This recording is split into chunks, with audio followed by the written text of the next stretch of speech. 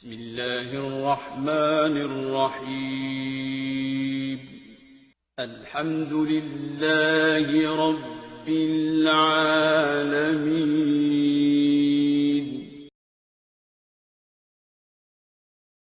Assalamu alaikum, nahmaduhu nasalli ala rasulih al-kareem. Dear brothers and sisters, viewers and listeners, Muslims and non-Muslims, adults and children, especially the youth, boys and girls, ladies and gentlemen, this is an attempt to understand Qur'an, study of Qur'an, and we are going by sequence in order of Qur'an as it is in front of us. So first I always recite the Arabic, which is actually Qur'an is Arabic Qur'an. The Arabic recitation of Qur'an is only one recitation. It has got many different versions of recitation which are called qira'at, but Qur'an is one. Say reading is one, but it has got pronunciations, different pronunciations according to the areas and the tribes who recorded it, but that doesn't mean that there are different versions of Qur'an. It's very unlike the Bible, which has all different versions and everyone has different interpretation of everything. No, Qur'an is one. Its reading recitations are few, but that is one Qur'an, one book, one holy book, one scripture.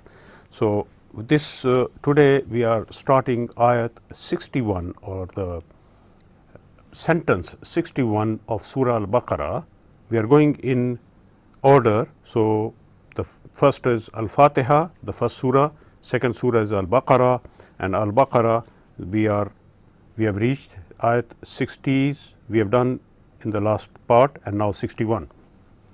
Before I recite it, this is the background which I must mention, that Musa alayhi salam, Moses, he was the prophet sent to the children of Israel. Who were children of Israel? They were children of Yaqub, Jacob.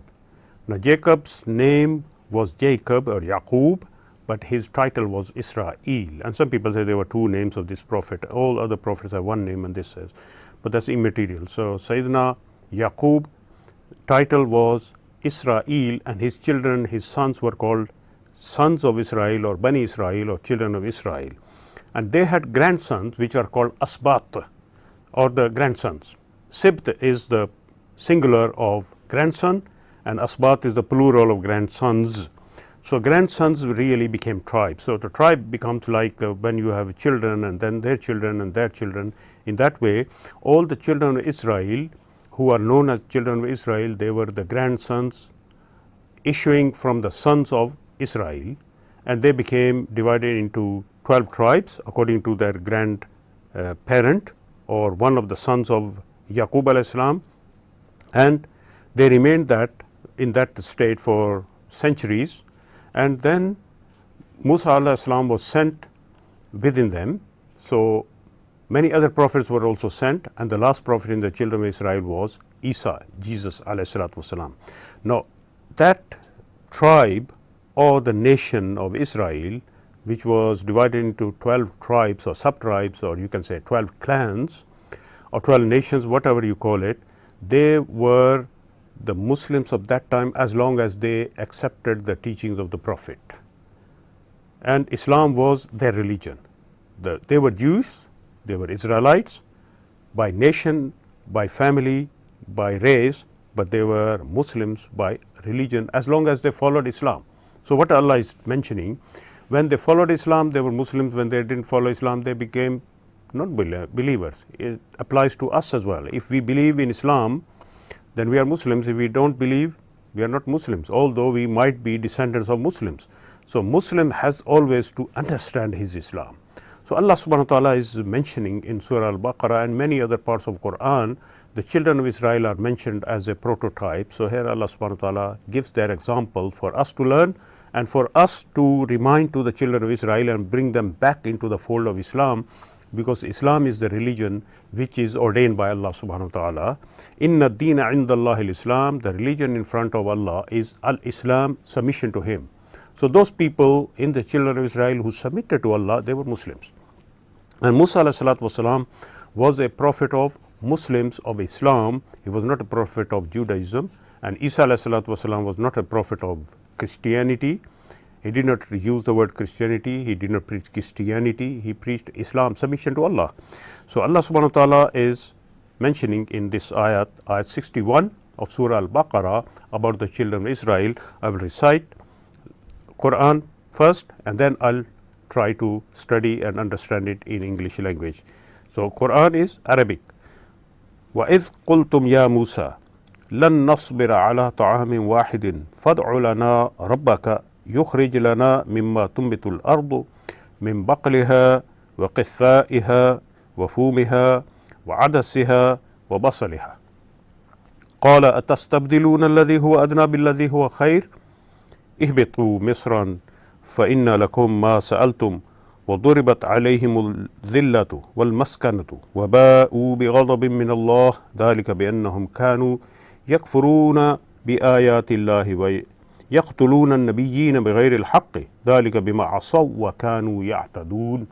The translation of this is, and remember when you said. So Allah subhanahu wa ta'ala is talking to the Holy Prophet sallallahu alaihi wasallam to talk to the children of Israel and remind them that remember when you said, you means Allah subhanahu wa ta'ala said, O Musa.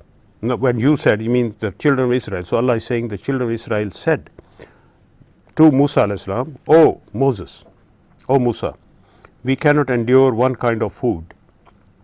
So ask your Lord for us to bring forth for us of what the earth grows. So means we are fed up of this meat, quails, birds, and the sugary plant, fruit of manna and salwa. So ask your Lord to give us what grows from the earth. Min baqliha, it's herbs, it's lentils, herbs, it's cucumbers, it's wheat or garlic, which is foom, it's lentils, pulses, dal, and it's onions. So Musa alayhi salam said, would you exchange that which is better for that which is lower? You mean this meat, the quails are good in protein, and the sweet is good in carbohydrates, so it's better than what you are asking for, just vegetables. And then Allah subhanahu wa ta'ala through Musa alayhi salam told them, go you down to any town and you shall find what you want. So I mean, if you want to have all these vegetations, then go down in a rural, in an urban area, because at the moment you are in a desert. So go and enter into a town, go and settle down in a town. And they were covered with humiliation and misery, and they drew on themselves the wrath of Allah. Now this is mentioned in respect of those people who disobeyed Allah or were ungrateful to Allah. But there is a tendency of some of the Jews or some of the people who want to distort Islamic teaching or find fault with Quran. They say, oh, Quran denounces the Jews. So it doesn't denounce Jews as a whole.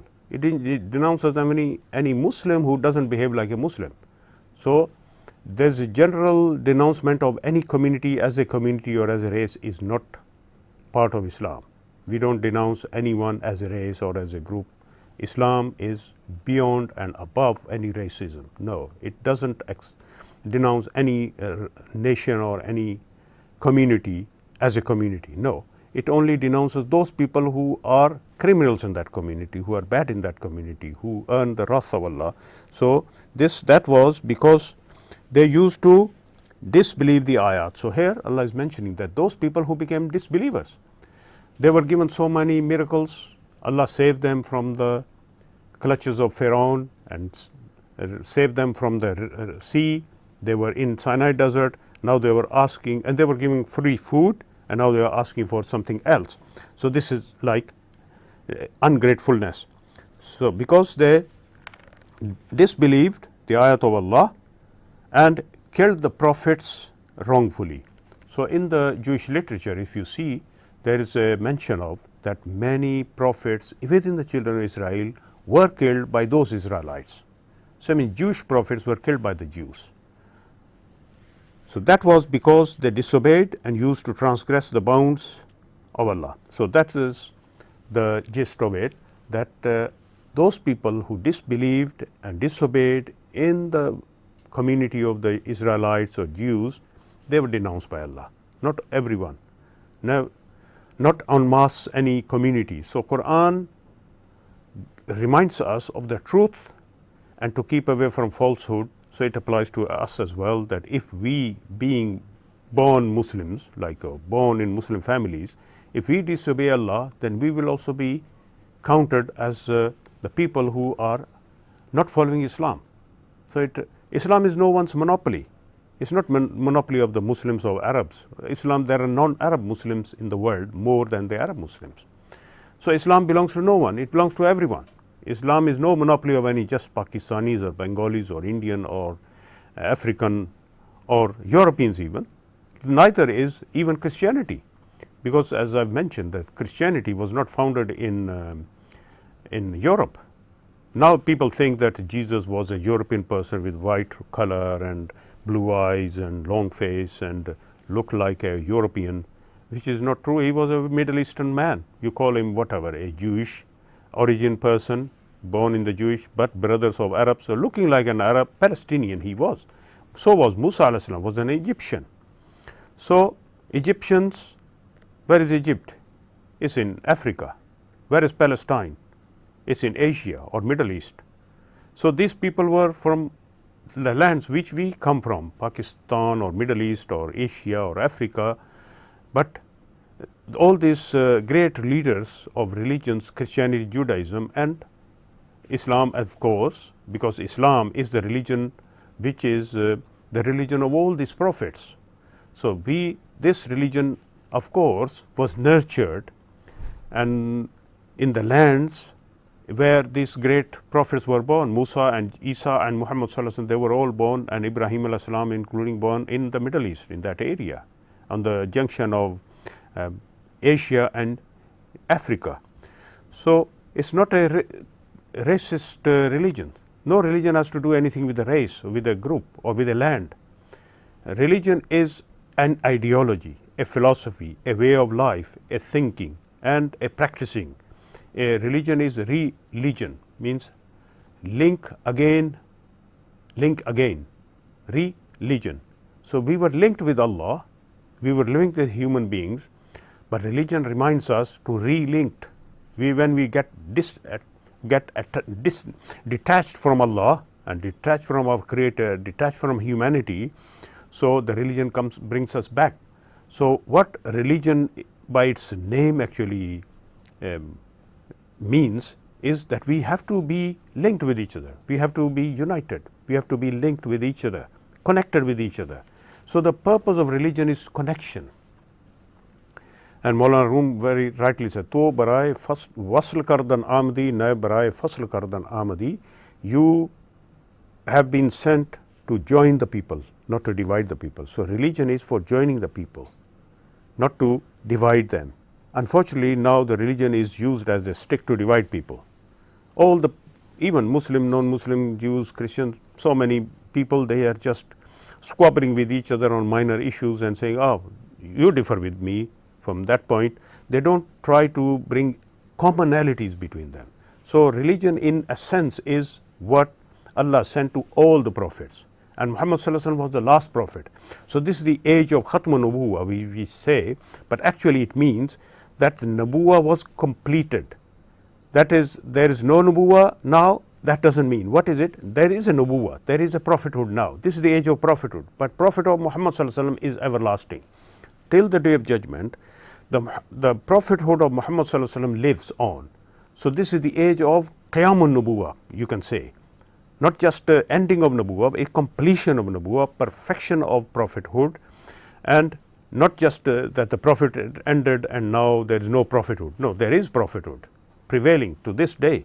And Muhammad sallallahu alaihi wasallam is the prophet of this day. Muhammadur Rasulullah. It's not Kana Muhammadar Rasulullah.